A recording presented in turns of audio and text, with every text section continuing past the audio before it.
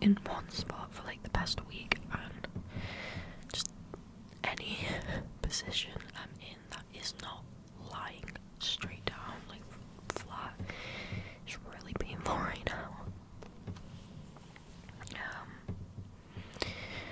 Anyway, the first story for tonight is by Kamal Rank, who, as a lot of you probably recognize the name, is a very frequent poster on the No Sleep Reddit and an amazing storyteller and writer. So I already know this one's gonna be good. I haven't read these, I just kind of read the title, saw how many upvotes there was, and so this story is titled, I Work in Commercial Fishing. I'm going to lie to the police tomorrow about why I blew up my own boat.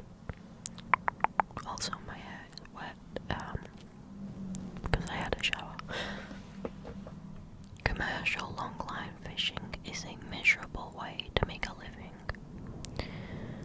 You live in a state of constant grinding exhaustion.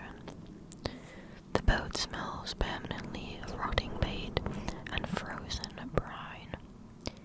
You work 20-hour shifts, pulling miles of heavy monofilament line out of the freezing water, unhooking the catch, rebaiting the hooks and stacking them back in the holds. It breaks your back and ruins your hands. I was the new guy. The crew consisted of just the three of us. The captain, an older, heavily scarred deckhand, who had been fishing for 30 years, and me. We were working a very deep, isolated stretch of the ocean. We had been out for 10 days, and our luck was terrible. The holds were mostly empty, and we had caught a few small swordfish and some low-grade tuna, but nowhere near enough to cover the cost of the fuel and the bait, let alone make a profit. The tension on the boat was thick. The captain was pacing the deck, chain-smoking, glaring at the dark water. The old deckhand worked in a grim silence. I get my head down, scrubbing the deck and organizing the gear, trying to avoid their anger. On the 11th day, the hydraulic winch started to whine. We were hauling the primary line. The winch groaned, the heavy metal gears grinding in a way I had not heard before. The thick nylon line was pulled taut, snapping straight down into the black water. The tension was massive. The boat actually listed slightly to the starboard side. The captain threw his cigarette over the rail and ran to the control panel. He eased the hydraulics, trying to prevent the line from snapping under the strain. The older deckhand grabbed a heavy steel gaffing hook and leaned over the rail, staring down into the water. It took 45 minutes to bring the catch to the surface. When it finally broke the water, the sheer size of it made me take a step back. It was a bluefin tuna, but it was impossibly large. It had to weigh over 1,000 pounds. The dark blue scales reflected the harsh deck lights. The captain let out a raw laugh. This single fish would pay for the entire trip. It would cover the fuel, pay the crew, and put the boat back in the black. The older deckhand sunk his gaff into the thick flesh near the gills, and we engaged the heavy lifting crane to hoist the massive animal over the rail and onto the metal deck. It hit the steel floor with a heavy thud. I stood back, catching my breath, and looked closely at the fish. It was deformed. The proportions were entirely wrong. The head was normal, but the torso of the fish was grotesquely swollen. The belly bulged outward, stretching the white scales on its underside until they looked ready to tear. Covering the flanks of the tuna were dozens of deep, circular scars. They looked vaguely like the bites left by cookie-cutter sharks, but they were far too large and far too deep. Some of the scars looked healed, covered in white fibrous tissue. Others looked fresh, leaking fluid onto the deck. "Look at the gut on that thing," the captain said, pulling a long, heavy filleting knife from the sheath on his belt. "Must have been gorging itself on a bait ball. Get the hoses ready, kid. We need to bleed it and pack it in ice before the meat spoils." I grabbed the heavy rubber wash-down hose and turned the valve. Freezing seawater sprayed out, washing the blood toward the scuppers. The older deckhand knelt near the tail, holding the fish steady. The captain straddled the massive belly. He positioned the point of his knife near the ventral fin, preparing to open the fish and remove the internal organs. "It smells wrong," I said quietly. The odor rolling off the fish was overpowering. It smelled like stagnant ancient mud, or like a swamp left to rot in the sun. The captain ignored me. He gripped the handle of the knife with both hands and drove the blade down into the swollen white belly. The skin did not slice cleanly. It gave way with a loud, wet, popping sound. The belly of the massive tuna burst open. Under our shock, there was no internal organs. There was no roe, no stomach, no heart. The entire internal cavity of the 1,000-pound fish had been completely hollowed out. Packed tightly inside the hollowed-out rib cage was a translucent, pulsating mass. It looked like a massive, thick jelly. It was pale and milky white, heavily veined with dark, pulsing purple lines. The mass shifted and rolled inside the fish, expanding rapidly as it was exposed to the open air. The smell of stagnant mud intensified, making my eyes water. I froze. I dropped the hose. The captain stared down into the cavity, his knife hanging loosely in his hand. He leaned forward slightly, squinting against the harsh deck lights. The mass ruptured. Whip-like, thick, slimy appendages shot out of the translucent jelly. They moved with a speed that defied logic. The appendages completely ignored me. They targeted the two men leaning over the fish. Two thick, muscular tentacles lashed out and wrapped directly around the captain's face. They slapped against his skin with a heavy thwack, sealing over his mouth, his nose, and his eyes. Another set of appendages shot toward the older deckhand, wrapping around the back of his head and burying themselves into his neck. The men did not have time to scream. They dropped to the metal deck instantly.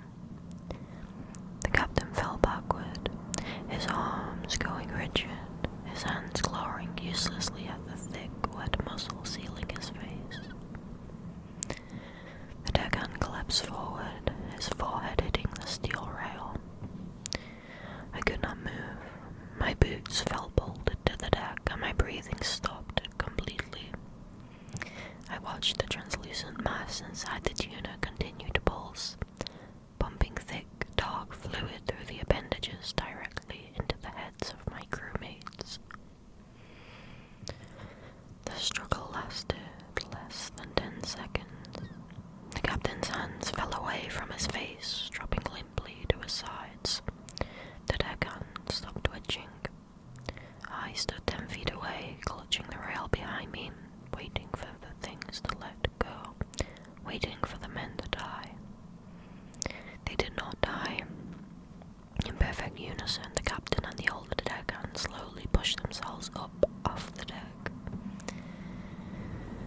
Their movements were weird and not human.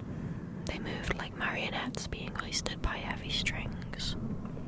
They stood up straight, their arms hanging completely loose at their sides.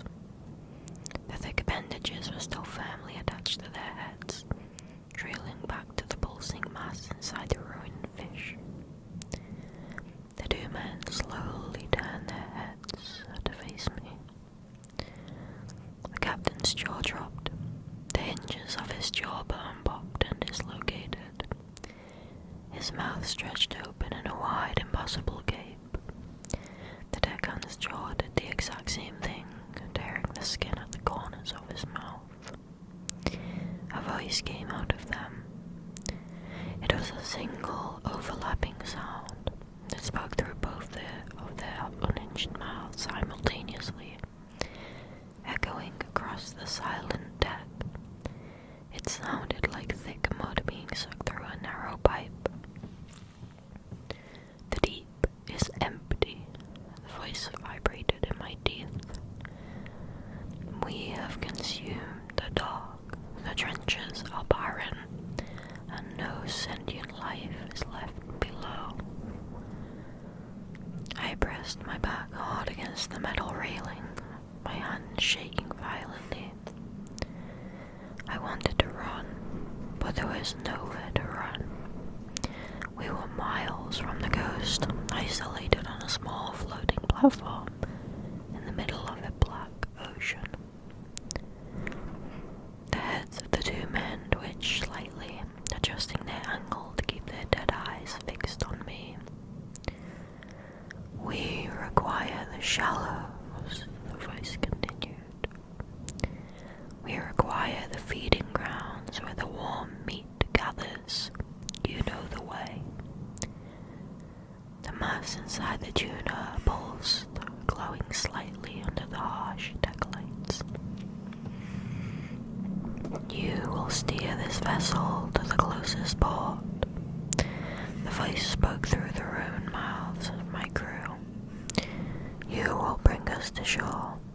If you perform this task, your biology will be spared, and you will be permitted to leave the vessel before the feeding begins. I listened in silence. Do you comprehend the task? It demanded. I looked at the captain.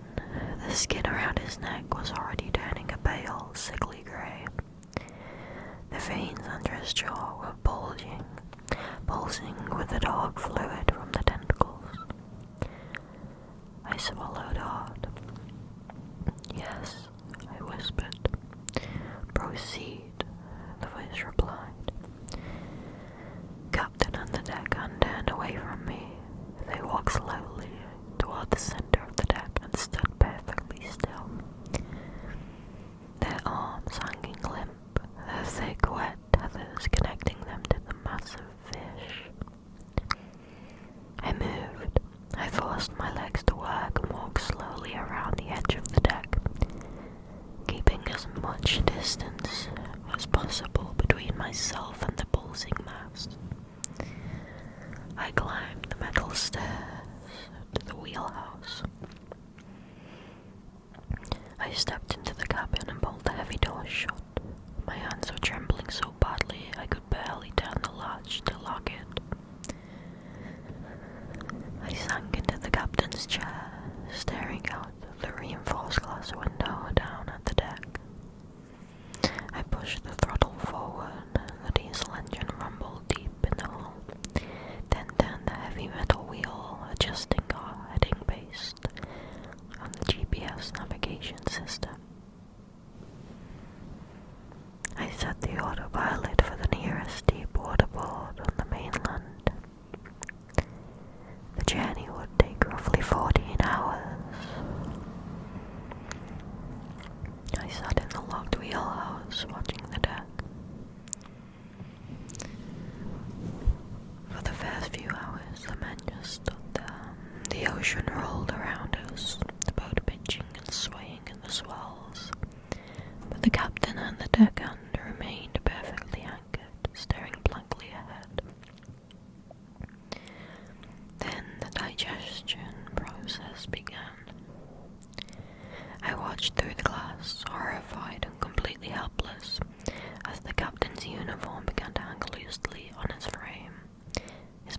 mass was shrinking. The skin on his face, previously tanned and weather-beaten, turned a putrid ash-grey. As the hours passed, the structural integrity of his flesh began to fail. The skin around his cheekbones split, leaving a thick, clear fluid. Large patches of grey slowed off his neck, and then sliding wetly down his clothes and pooling on the metal deck. The older deckhand fared no better. His shoulders collapsed inward. The bones in his arms seemed to dissolve, leaving his limbs hanging like deflated rubber tubes. The thick tentacles attached to their heads pulsed constantly, pumping the liquefied remains of the men back into the central mass inside the tuna. They were still standing, they were still breathing, but they were being hollowed out, just like the fish. I sat in the dark cabin, the green glow of the radar screen illuminating my face. I looked at the navigation chart. The blinking icon representing our vessel was slowly creeping toward the coastline. I looked at the population data for the port city we were heading toward. Hundreds of thousands of people. If I brought this boat to the docks, that thing would spread. If it could hollow out a 1,000-pound bluefin and instantly subjugate 2 grown men, then I don't know what it can do to an entire city. I checked the time. We were about 3 hours away from the coast. The sky was still pitch black. I formed a plan. It was the only logical outcome.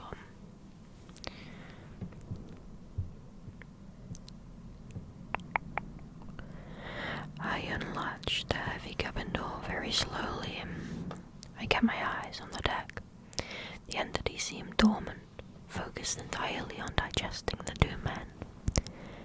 The captain was mostly a grey, slouching skeleton inside a heavy weather coat. I slipped out the wheelhouse and moved quietly down the metal stairs. Slouching skeleton inside a heavy weather coat. I slipped out of the wheelhouse and moved quietly down the metal stairs, completely avoiding the main deck. I walked along the narrow side passage toward the aft hatch. This hatch led directly down into the engine room. I turned the heavy metal wheel on the hatch cover, wincing at the slight squeak of the hinges. I lowered myself down the steep metal ladder into the belly of the boat.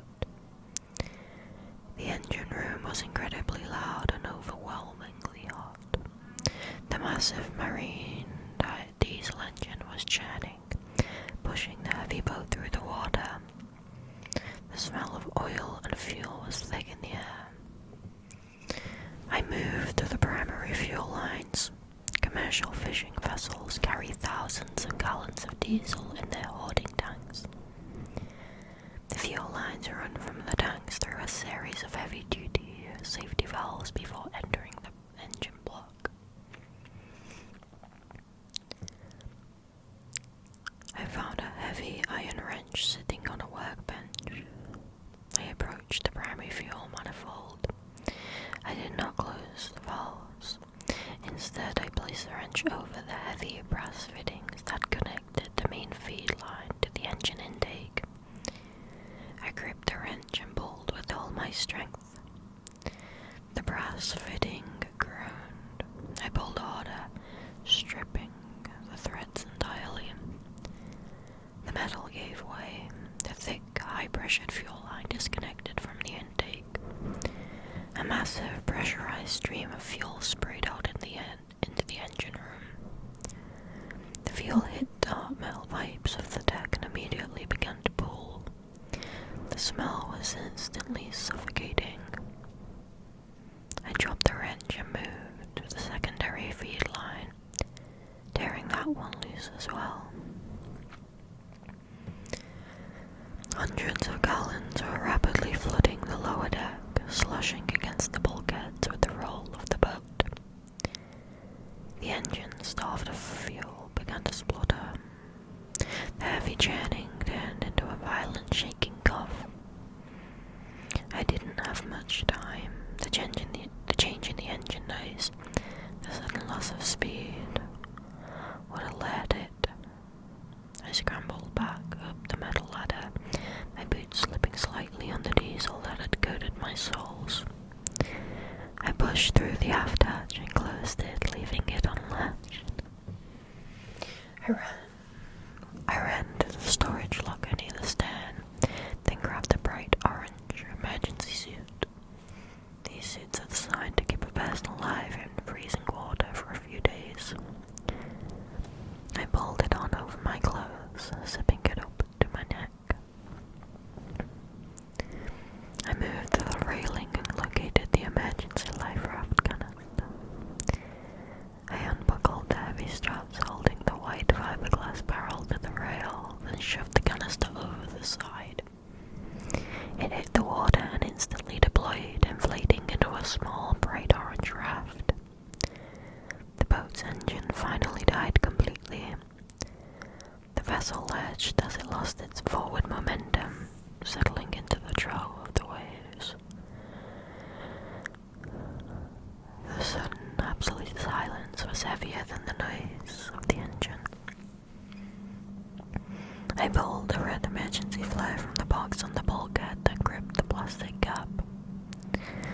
A wet, heavy dragging sound came from the main deck. I turned my head. The captain and the deckhand were moving. They were dragging their ruined, grey, slouched bodies across the deck toward the aft passage. Their thick tentacles trailed behind them, pulling the massive, pulsing jelly completely out of the hollowed tuna. The thing knew the boat had stopped. It knew the shore had not been reached. The captain's jaw hung completely open, resting against his chest. You were granted life, the voice echoed from their ruined throats. You will be consumed. They moved faster than their degraded bodies should have allowed. They rounded the corner of the wheelhouse, heading straight for the aft passage where I was standing. I stood next to the open hatch leading down to the engine room. I struck the cap against the top of the flare. The chemical compound ignited instantly, spitting a blinding, brilliant red light and a shower of hot sparks into the dark air. The flare burned with an intense, hissing heat. The two hollowed men lunged towards me, their arms outstretched, and the veiled tentacles were pulsing rapidly. I tossed the burning red flare directly down the open aft hatch into the flooded engine room. I didn't wait to watch it hit the fuel. I turned, vaulted over the metal railing, and threw myself into the freezing dark ocean. I hit the water hard, the survival suit keeping me buoyant. I immediately started swimming frantically toward the inflated raft drifting a few yards away. I reached the rubber edge of the raft and hauled my upper body over the side.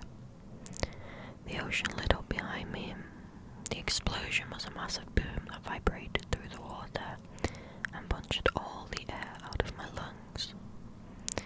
I pulled myself fully into the raft and looked back. The fishing vessel was gone, replaced entirely by a towering column of fire. The diesel fuel had ignited instantly, blowing the aft deck completely off the hull. The heat rolled across the water, hitting my face like an open oven door. Through the roar of the flames, I heard a sound that I will never forget. It was a high-pitched screech, vibrating with absolute ancient fury. The sound cut through the noise of the explosion, piercing the night air as the pulsing mass and its hijacked hosts were incinerated in the blast. The hull of the boat fractured,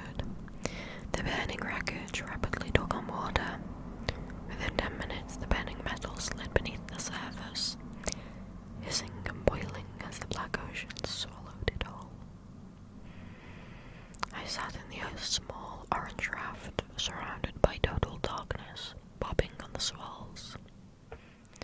I drifted for 3 days. I drank the small packs of emergency water and stared at the horizon. I did not sleep.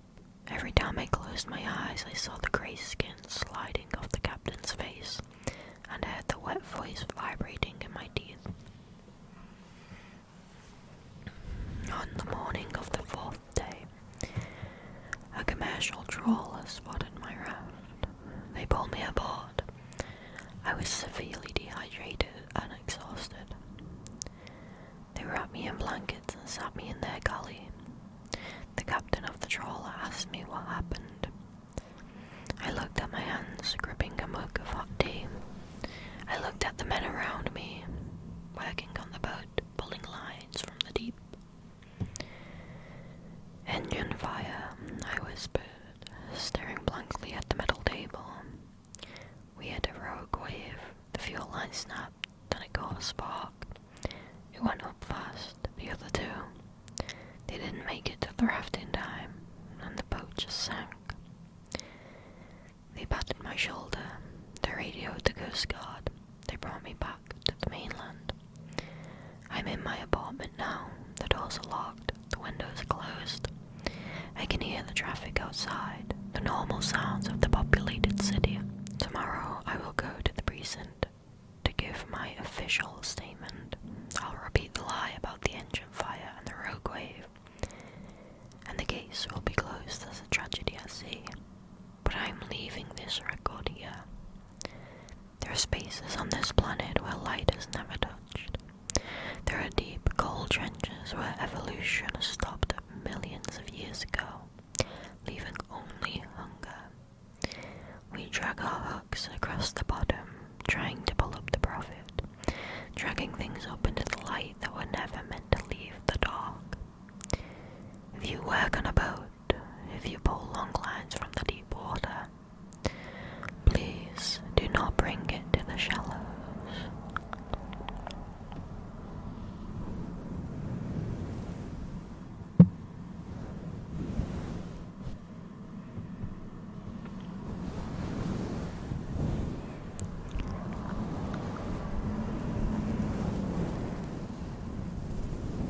That was really, really good. I really enjoyed that. I really enjoy anything to do with the sea, especially if it involves like a lot of sea monster or intellectual crazy creature.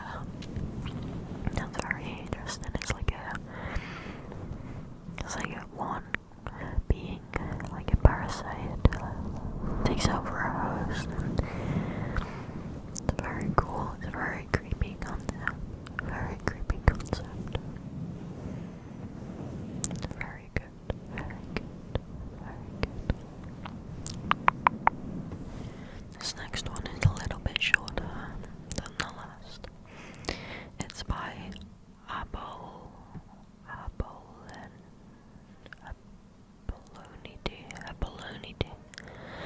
Apollonity, and it's titled, I live in a small Alaskan town. Something weird has been happening since the cruise ship docked. Like the title says, I live in a small town on a small island just off the coast of mainland Alaska.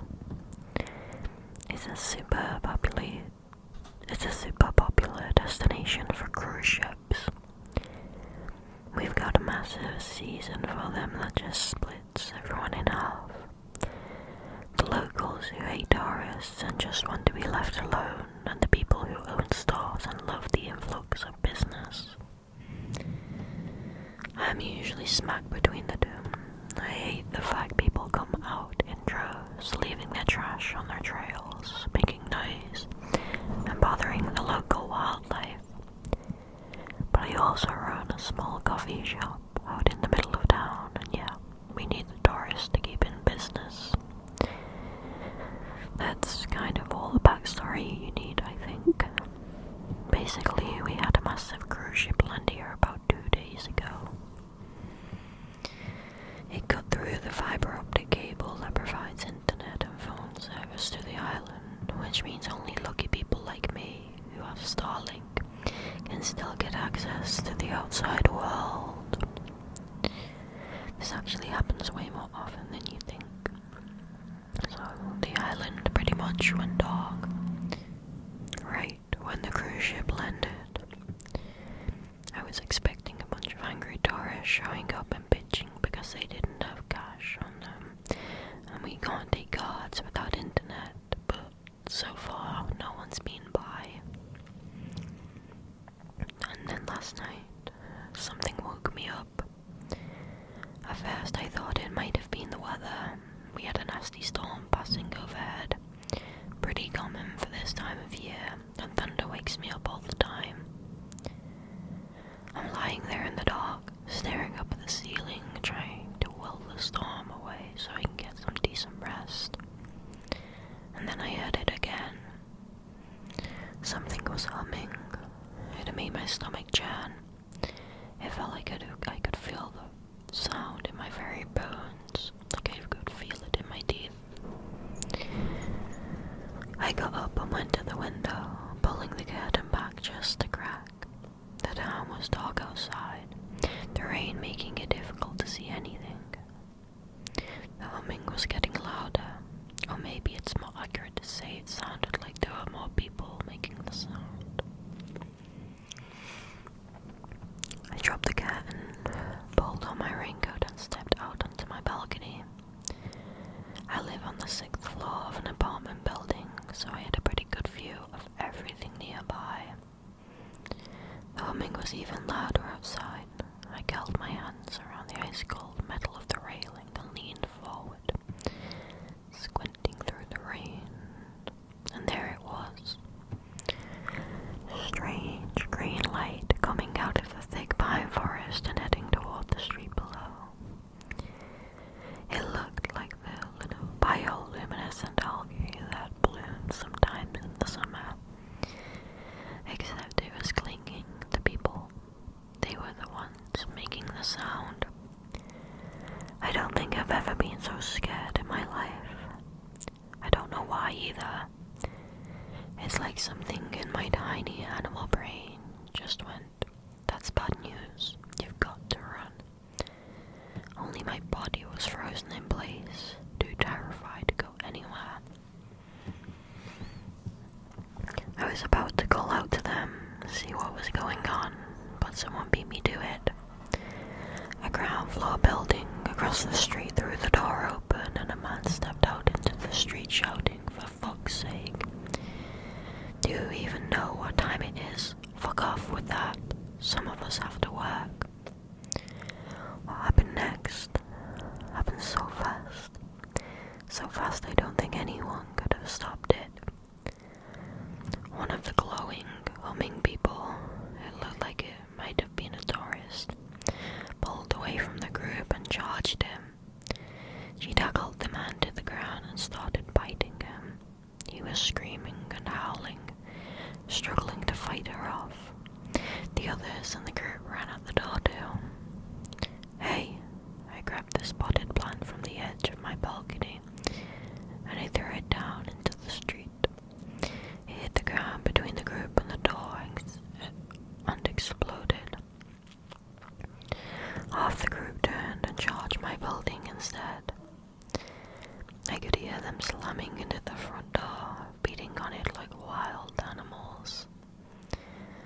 Terrified, I backed into my apartment and closed the balcony doors. I knew there was no way they could get through it, through the locked lobby door. Only residents have a key for it, but it still freaked me out so much I flipped the deadbolt down on my own door and shoved a chair in front of it. Since then, the humming has gotten louder, like a lot louder, and people are screaming outside. I don't know what's happening, and I'm too afraid to go out and check. If you've heard anything about something strange going down in Alaska, can you let me know? Please, I really think I need some help.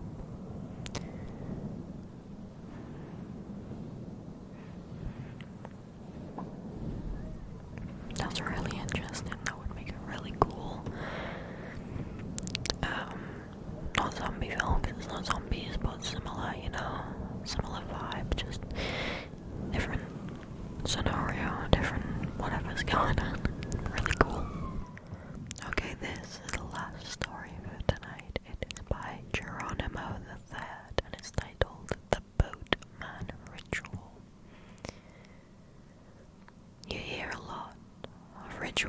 you can carry out when you read stories on the internet.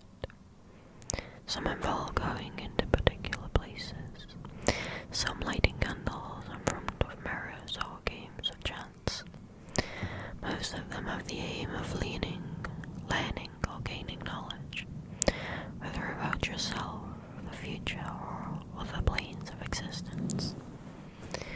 But the ritual most people don't know is the one to make you disappear, to vanish in the night from all your problems, fears and troubles.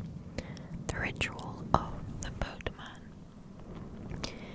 If you're in a position from which you cannot escape, abuse from family, people who want to find you and will stop at nothing, all of it can be simply left behind. Well, maybe not simply, but we'll get to that. I put this ritual out there not because I want to scare people, but because I want to help people. That's what it's for, really. Though I must stress, well and truly, that if you do try this, it's not easy, or for the faint of heart. It is most definitely not for those who ever wish to see their old lives ever again, their friends or family. You must be willing to leave it all behind. First, you require something gold, a ring, a necklace, electrical parts will even work. You just need a few grams of solid gold. Go to the closest body of water. It doesn't matter whether it's flowing or not, as long as it stretches out of view in some direction. Not a pond, but a lake, a river, even the sea. These will all work as long as it's night. The boatman will not come in the light of day, or if you are not alone, he and you are to disappear without a trace, and onlookers will not be tolerated. Stand at the water's edge, stretch out your arm and drop your object into the inky black surface of the water. Do not look up. Instead, watch it hit the water. Your reflection may be barely visible, depending on the darkness, but as the water leaps and the object splashes, making waves, stare at your visage in the water. Think. Let everything you wish to leave fill your mind, your friends, your family, your job, your reputation, everything you're escaping, as best you can. Push those thoughts into your reflection as it distorts, and if you truly wish to leave, and trust me, you will know if you do not. You'll see the water become clear and undisturbed. The surface will turn still and glass-like. Even the breeze will die. Wait several seconds before looking up. Chances are everything will be okay, but should you look up and see the boatman arriving into this world from another, you'll see horrors far beyond this world too. Things that will break your mind, that mortals are not ever supposed to see. If you fulfill all the requirements up to this point, however, he will come to you. Depending on how much light there is, you may well hear him before you see him. You will hear the regular slap of his paddle into the water, slow and rhythmic, and the water swirling around it as it pushes the boat through the glassy water. He will arrive in all black, hooded and robed. Don't try to see his face for whatever reason. He does not allow any to know his identity. And should they, he will take you somewhere much further away than you intend to go. Somewhere from which none return, an eternal void. Enter his watercraft, a small wooden rowboat, old and damaged but still just about staying afloat. You should sit upon its single wooden seat and allow the boatman to row you into the darkness. As the boat moves, you'll soon see where it's stretched out of view. There is now something else. It will open into an enormous expanse of open water, stretches, I'm afraid I do not know. You'll likely soon see the water become less water-like. The boatman will light the small lamp on the stern, and by its small light you will be able to see that the water is now thick and red. You may see pieces of gore floating amidst the water's surface, but pay no mind. You may even see a pale body floating in the surface, but certainly do not reach out to touch them or pull them aboard, even if they look at you or beg for help. Should you do so, the very moment your fingers touch the water, they will grab you. Those who have fallen victim to the waters, they will be more than happy to drag you down and initiate you amongst their ranks. You will see their bony, skeletal hands, black gunk and weeds wrapped around their knuckles, and they will pull you in by your wrists down into the murky depths.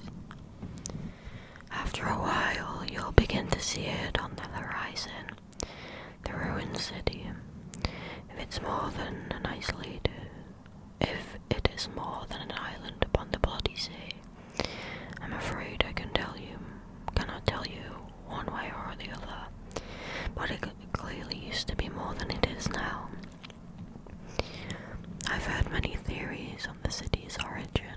Some say it was once a grand city built by other dimensional beings, that it was met by calamity in the form of eternal darkness, an evil creeping darkness that infested the citizens. Some have said it was built by men in a time long lost, that somehow found their way here before something made them disappear. Some say the citizens drowned themselves in the water, and that is why so many souls reside in the Crimson Tide. None I have spoken to have anything more than theories, so should anyone find any information, I'd love to hear it. Whatever the case, the city now stands in the eternal dark, no sun in the sky. Only a strange dim light that covers everything, allowing you to make out the buildings that reach into the sky as finger-like monoliths wrapped in fog. The architecture is modern, as though it were made in the early 1900s. The stories of it come from being before that era, so this is surely impossible. The boatman will guide you between the buildings, through the canals that extend through its streets, as if in place of the roads. It is possible to leap from the safety of the boat to these streets, and I have heard that some manage to wander through the buildings and make it back under the boat before it left the city, and you become stuck there as a lost soul. They say that the buildings clearly contain electric lighting and appliances, though it all fails to run when turned on. One man said he saw a light that spoke to him, infecting his mind with the thoughts of leaping into the depths for safety. Another man even showed me a book he claimed he found in the city. Having read it, its 100 or so pages simply contain a repeat of one poem over and over again. Simply reading. Jack wished to become the sky, but the depths told him a lie. The lights wanted to save him, but they showed him their true name. Now Jack looks sad, and the depths call his name. The place is also filled with lost souls, people who fail to make it back to the boatman. You may well see them as you make your way through the canals. See them looking at you through the windows and darting away. If you do see them, be on alert. They want nothing more than to escape. And there's only one space on that boat, should any attempt to make it on board. The boatman will take no note, and you'll have no choice than to wrestle them into the water, where they will be dragged away, but be sure not to touch it yourself, of course. If you do make it through, you'll arrive at the heart of a city, a huge octagonal building gargoyles looking out from it, the bloody water pouring from their mouths in which all the canals meet. It appears to have once been intended for easy travel, but now the 20-meter or so wide pool at its heart was replaced by an enormous, ever-circling whirlpool. It will take hold of the boat and drag it down, spinning violently into its heart. When you are close enough to its heart, you will be able to look over the edge of the boat and see that the middle of the whirlpool drops into oblivion, disappearing into an abyss. The boatman will stand and reach out to you, his hand still covered by his robe, and throw you down into the heart. You'll fall down into the dark, the pinprick of light above disappearing and surrounded by silence. When you come to, you'll find yourself somewhere else, somewhere far, far away from your start, with a home, money and a job, a new identity, enough to start again. However, there is one more cost. When you awake, you'll be missing a finger. First will be the ring finger on your right hand. If you wanted another trip, it is next your index finger. Then your left ring finger. Should you have no fingers, you will accept other things. Toes, ears, tongues, eyes. But that's his doll. Flesh. Should you attempt to locate your family or friends, they will not recognize you and will rapidly meet with a grisly end. They will be found in pieces, like they were torn apart by some horrifying beast. Or they perhaps burst, sending pieces of them flying. One man told me his mother was at the supermarket when she was found by another store customer, bits of hair wildly hanging from the shelves and blood filling the aisle. She silently and instantaneously was shredded. This is the boatman's ritual, and I seriously suggest you don't do this for a laugh or to test its accuracy. The boatman will know if you are apprehensive. He always knows. But if you need to escape, the boatman is more than willing, for a price.